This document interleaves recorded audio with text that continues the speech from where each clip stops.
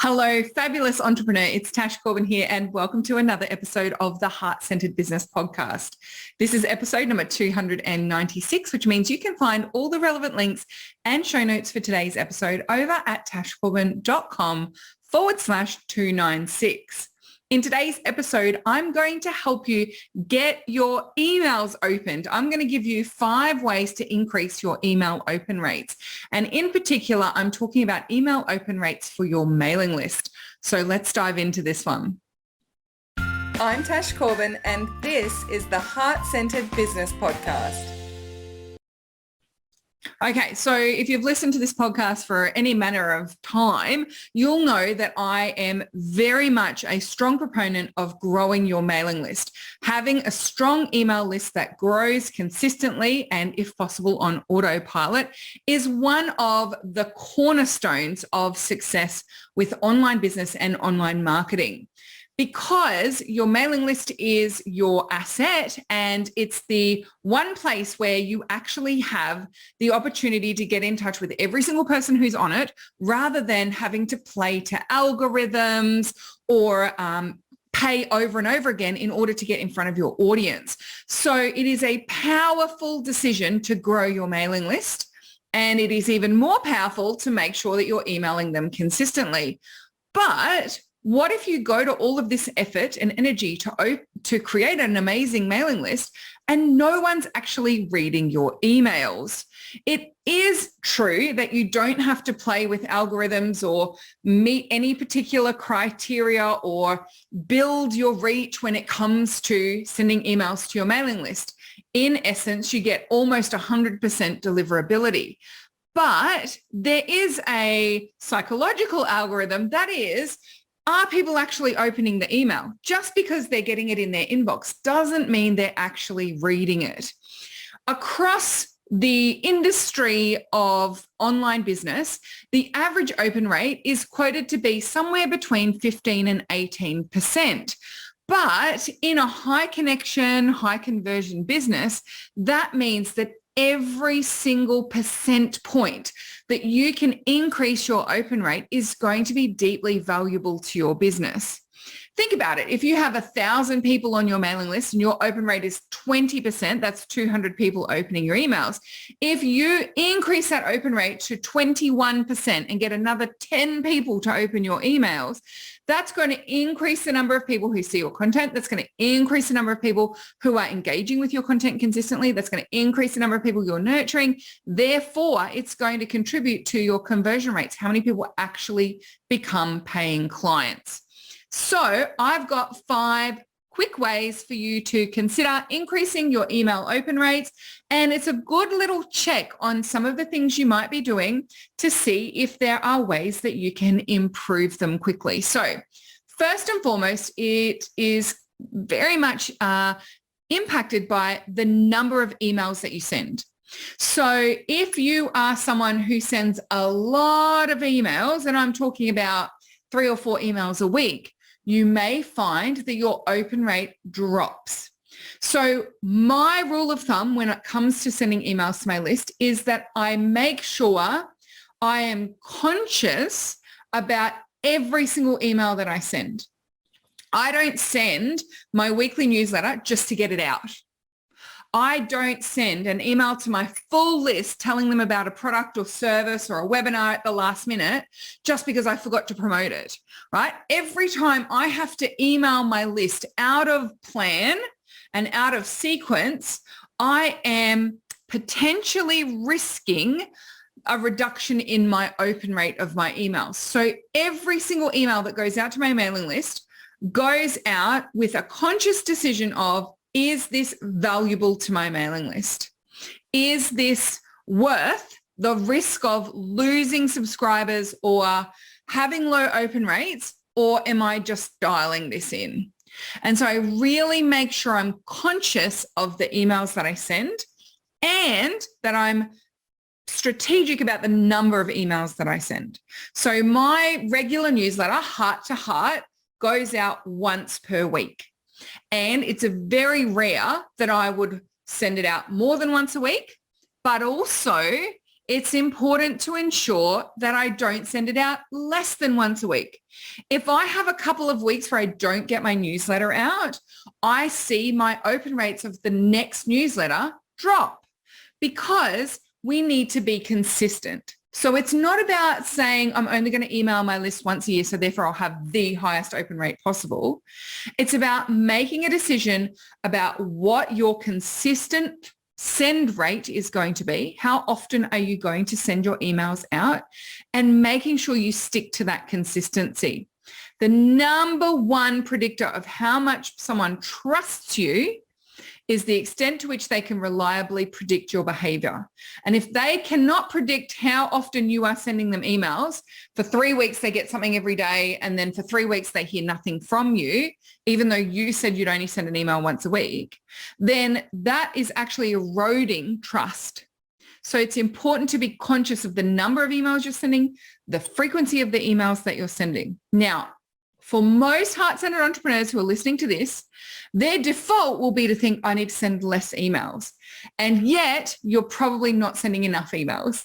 So I want you to be conscious of your email sending habits, but also don't use that as an excuse to send less emails or be less consistent in sending your emails. Depending on your niche, it's generally ideal to send a newsletter out once a week, once every 2 weeks, or once a month. Generally, I don't recommend doing it less often than once a month. And for most online service-based businesses, once a week is going to be ideal because it's easy to predict and you get into that rhythm of getting your newsletter out every single week. Now, when it comes to launches or extra special announcements and those sorts of things, again, I'm very conscious of the number of emails that I send. So, for example, with a webinar, I'll send one email to my entire mailing list, letting them know that the webinar is coming. That's not my newsletter. It's just about the webinar.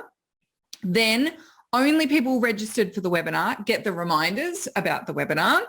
And then I have a follow-up email sequence, which is promoting the thing that I am promoting on the webinar and reminding people to go and watch that webinar replay. And I generally have 4 to 5 emails that go out after a webinar. 4 to 5, that's it.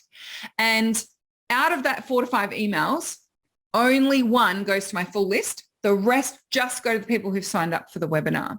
So I do have one email that will go out and say, by the way, if you haven't seen my webinar, if you weren't interested in that topic, on it, I was promoting this particular thing. So I don't want you to miss out on that if the webinar wasn't your flavor, but you do want to buy the product. So here's the thing that I'm promoting at the moment. Here's a reason to come and join us sooner rather than later. So think about the number of emails that you're going to send. Be conscious about that. And if you're unsure, get some good strategic advice from someone whose emails you love to receive. Right? If you find a provider sends you way too many emails and you don't open a lot of their emails, or you open all of their emails, but you find it really overwhelming, don't take that person's advice about how many emails to send. Think about how you want to be treated and think about it being grounded in consent as well. When you sign up for a webinar with someone, are you implicitly giving them permission to send you 25 emails in 8 days? I don't believe that you are. So I'm not someone who sends multiple emails in a single day, especially not, following a webinar or those sorts of things. I'm not someone who will just go crazy with those emails because I'm more concerned about my long-term audience nurturing, and I want to ensure that people can trust that when they get emails from me, they're going to be valuable emails for them. And as far as I'm concerned, the 16 extra sales emails that generally, you see marketing gurus talk about having to send in a launch that I choose not to send don't add value to my list. They don't add value to the readers in the way that a marketing guru might tell you that they add value. So I'm very conscious about the number of emails. So that one you might not have thought of, but actually the number of emails you send does have a correlation with the open rates that you're getting on your emails. So that's where we are with that one. Number 2, your subject line. It is actually the most important real estate when it comes to open rates on your emails, because the subject line tells me whether I should open the email or not. It tells me, is this interesting to me or not? So be considered when it comes to selecting your subject lines and put a little extra time into them. I'm on a lot of your mailing lists, and that's probably one area where I can see people are really dialing it in. You just need to get the newsletter out. You just need to send the thing. You just need to tell people about the thing. So you just say, I'm so excited for this, or have I told you about this, or open me, like just the using random sales language to try and create fear of missing out or FOMO, or using random sales hooks because you know it gets open rates, but it has nothing to do with the topic that's actually inside the email. Doesn't work these days. People are more savvy about recognizing that kind of language, and people need you to be more specific about what's in this email. So have a play with your subject lines. And if you see a dip in open rates, pay attention to that. If you have an email that you send out that has a really high open rate, pay attention to that and keep note of those subject lines and why you think it might be particularly relevant and exciting to your audience. So number 2 is your subject line. Number 3, and this is a specific question that I've been asked a few times in the last few weeks, so I thought this was an important one to include, and that is when you send an email out to your mailing list, use the magic formulas that put their name in the email. So you may not have heard this information before, but the fabulous Mike Michalowicz shared this at the Heart Center Business Conference in 2017. And he asked us in the room, like, what are the 2 most powerful words in the English language? And so people were, thinking please or yes and no, or, the most powerful words in the English language. Actually, the most powerful words in language for you are your first name and your last name. So the word Tash or Natasha is far more powerful to me than any other word. If someone says hey or yes or no, that does not get my attention the same way that someone saying my name gets my attention. And for most email reading tools that people use, so whether they're using iMail on the Mac or whether they're using Outlook on their PC or whatever it is that they're using to read emails, or they're reading on their phone, most of those emails will have a little bit of preview text from the email in that device or in that app where they're opening the email. And so if the email starts with good morning first name or happy Friday first name, right? It's going to be more powerful and I'm more likely to open it than if it says, hello, gorgeous, hi, darling, all of those pet names that people use, because they don't take the time to put that formula thing in. I don't know what it's called, right? That magic mail merge is, I'm showing my age if I say that, I think. But anyway, they don't use that format to actually put the first name in the email. And it doesn't take long. It's not that hard. Just put the time and energy into doing it. Now, there are a couple of caveats to this. Number 1, you need to make sure that you're consistently checking your mailing list and tidying up things if people have signed up to things incorrectly. So something that happens when people sign up to my mailing list is that it will ask for their first name, but a lot of people will put their full name. And so instead of just putting their first name. And so what ends up happening is my emails will go to them and it'll say, hi, Tash Corbin, instead of saying, hi, Tash. And that seems a little clunky a lot of the time. And so something that we do consistently is we go through, and where we can see it's obvious that the name on the email address is wrong, we go and update that in the email system. So that might be something that you give your VA to do once a month. Just go and quickly tidy up the mailing list and look for any obvious mistakes with first names. Some people misspell their names. I mean, you don't always know that they've misspelled their name. For me, I know them from the Heart Centered community, or I know them from my Facebook page. So I'm a little more familiar with my mailing list and most of the people on it. So I can tell if there's generally someone's misspelt their name or they've used a weird name or something different. Now, if someone puts, now I've seen this happen quite a lot lately, where some people put abundant and their first name, like, hi, abundant Tash, or, they're using it as an anchor. Hi, CEO Tash, and they've named themselves something when they've signed up to a mailing list. I don't change that. I think that's really cool. And I love the way that they do it. So I just leave that there. But if they've used first name and last name in the first name column, I'll fix that up. Or if they've put like subscriptions and they've put their first name as subscription, I will change that to be their first name, just so that it's more personalized. And sometimes I'll even reach out and just ask if it's okay. So I'll send an email and say, hey, it looks like you've signed up and in the first name column, you've put subscriptions, but I'd really love to be able to address you in my emails so that it's me, I'm talking to you.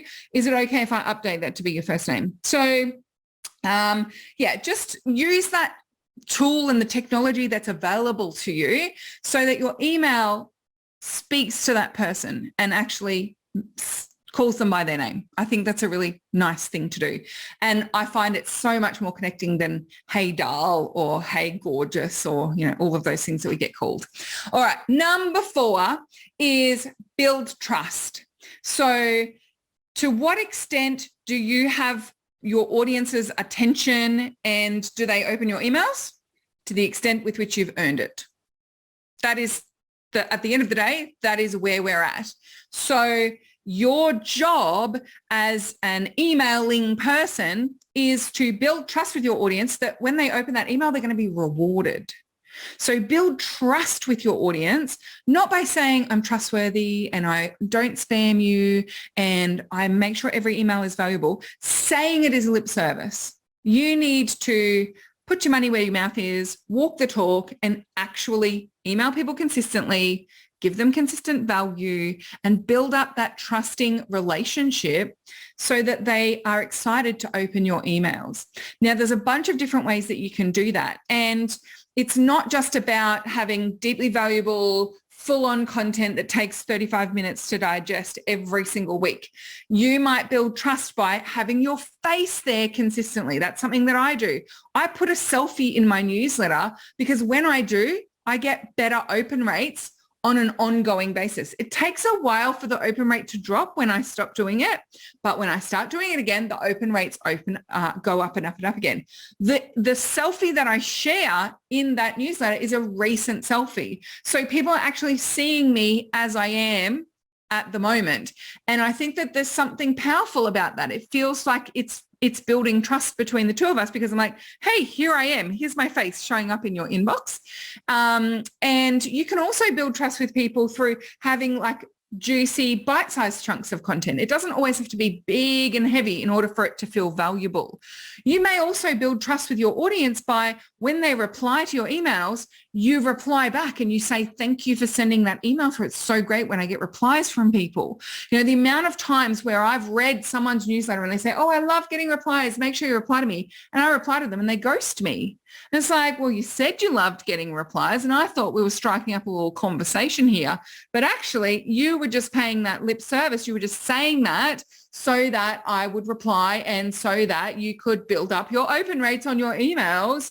But that doesn't feel very nice, right? No one likes to be ghosted. So build trust by being congruent and by doing what you say you're going to do, and also by showing up as yourself. Sometimes building trust is a matter of being honest about how you're feeling when you're not feeling great. Building trust is a matter of, being honest about what's going on for you behind the scenes, not necessarily like, going beyond what you want to share in terms of boundaries around your privacy, but like just a little bit of an insight into what you're up to can really build trust. It feels like we're connected. It feels like you've put some energy into that email. And I also just quickly want to say on the build trust thing, one of the things that I make sure that I do is that when I am writing my emails, when I'm writing my newsletters, is that I am conscious of the energy that I'm bringing to that email. So it's, for me, completely incongruent to be sitting at my desk feeling like, oh, I don't want to be here. I don't want to talk to anyone. Everyone sucks. Oh. Hey, everyone, I'm having an amazing time in my launch, right? Like that just feels like it's lying and I can't do it. And so if I am due to sit down and write my newsletter and I'm not feeling the best, I have two choices. One, I can be honest about how I'm feeling, or 2, I can come back to it when I'm feeling better about it. And sometimes I choose one and sometimes I choose the other. So sometimes I'll send a newsletter and I will say, to be honest, I'm not feeling it today. But I think that this is really important to get in front of you. And one of my commitments to myself this year was to be consistent in sending out my newsletter. And so here I am showing up not on the best of days. I hope that you are having an amazing time. And if you're not, I just want to send love out to you because I'm feeling you right now, right? So I'd rather send something like that than, oh my God, my life is perfect and everything is amazing, and being dishonest with my audience. So I think that that's something that is a very personal decision. But for me, I think I need to be both energetically congruent as well as physically congruent with what it is that I do and doing what I say I'm going to do for my audience as well. All right. And then number 5 tip for increasing your email open rates is to test the right time to send your emails. And there's no right one time to send emails. It depends on your audience. It depends on where in the world you are, where in the world your audience are. Whether they are morning email checkers or evening email checkers or weekend email checkers. And it can take a little bit of experimenting. What I suggest is that for 4 to 6 weeks, you send it at the same time on the same day, see what your open rate is, and then you change it slightly without changing anything else too much. Change it to maybe a different day. Maybe you feel like, oh, that open rate isn't quite where I thought it would be. I'm going to change it to a different time of day. And just play around with different times before you commit to, what is your time of day and what day of the week you're going to be sending your emails most consistently. One of the things that I love about using Kartra, which is what I use for my emails, is that it actually tells me when I go to send an email, your best time of day, your best time to send emails is on Fridays after 4 p.m. or whatever it might be. So some of those email systems will give you that insight. They'll say, most of your email reads happen at a certain time. And so you can send your email out like an hour or 2 before that. So you're going to really maximize those early open rates. That can make a big difference to your overall open rates. So if you don't have those tools, that's fine. You can just test the times yourself and see what open rates you're getting. But it's a good one to keep an eye out for when you're doing your reporting and you're measuring. That's a kind of data that you can make a good decision with, and that's going to significantly impact on the results that you're achieving in your business. So pay attention to that data because it can be very, very insightful. Now, if you are looking for a good email system that also does shopping carts and checkouts, and you can create pages, you can create your website in it, you can host courses and memberships and all that sort of thing in it, I will also just quickly in the show notes for today's episode include my affiliate link for Kartra. It doesn't cost you any more to join Kartra through my affiliate link, but we might as well share some of the monies around our amazing entrepreneur community. So feel free to go and check out Kartra using that affiliate link with the show notes today at tashcorbin.com/296. Okay, so my 5 tips to increase your email open rates. Number 1, be really mindful of the number of emails you send and how consistently you send them. It's not about sending less emails. There's finding that balance of the number of emails you send and just being conscious of emailing people. Number 2, check that subject line. Number 3, use the tools so that you can address people by their name. Number 4, build trust with your audience. And number 5, test the right times and days to be sending emails out to your audience. Now, I've got one little bonus tip for you, and I also have a great resource for you. If you are looking for more of this advice around growing your business and some of those details of how you get things done, or, what problem areas you have in your business. So first of all, my bonus tip is make it easy to unsubscribe. Make it straightforward. Make it clear how to unsubscribe. There's a lot of stuff out there at the moment about you make the font of your unsubscribe the same color as the background it's on. It's like this trick to stop people from unsubscribing for your mailing list. If someone's looking for the unsubscribe button from your mailing list and you've hidden it from them, is that really a relationship that's going to last the distance? Probably not. And even if they stay on your mailing list because they can't see the unsubscribe button, are they likely to open your emails? No. And so you would actually be better off allowing that person to unsubscribe really easily. So I recommend that, in this whole consent-based marketing world, we give people the option and a clear and easy way to unsubscribe from your mailing list, because if someone doesn't want your emails, you want them to unsubscribe. Full stop. Don't have one of those guilt-laden pages that I had one when I tried to unsubscribe from a dog food delivery services mailing list. And it said, because when you subscribe, you put your pet's name in there. And it said something like, don't you love Munchkin anymore? Don't you want her to have the most amazing food? Why are you unsubscribing? And then you had a big button that said, no, it was a mistake. Keep me subscribed. And then in tiny little gray letters, it said, please unsubscribe me. And I had to like squint to find this please unsubscribe me button. And I thought, what if my dog had died? You're like, don't you love your dog anymore? Yeah, I love my dog, but they died and I don't want to be on your mailing list anymore. And this is really painful and that's really gross. So please don't do any of that sort of stuff. I don't even like when I unsubscribe from something, you know that, oh, I'm so sorry to see you go. If I did anything wrong, please let me know. It just really smacks of high school boys who try to guilt you into liking them because you don't want to hurt their feelings.